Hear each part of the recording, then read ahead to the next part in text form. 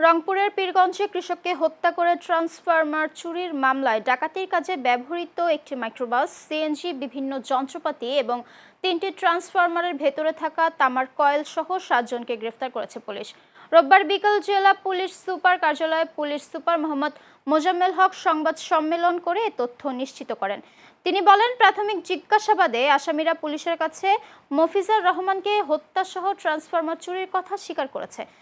আটকরা হলো গাইবান্ধা পলাশবাড়ি চকবালা গ্রামের জামিরুল, বাঁশকাটা গ্রামের নুরুল আমিন, বেড়াডাঙ্গা গ্রামের আমিরুল, গোবিন্দগঞ্জ পুরুন্দুর গ্রামের শব্দুল আকন্দ ওরফে শামীম,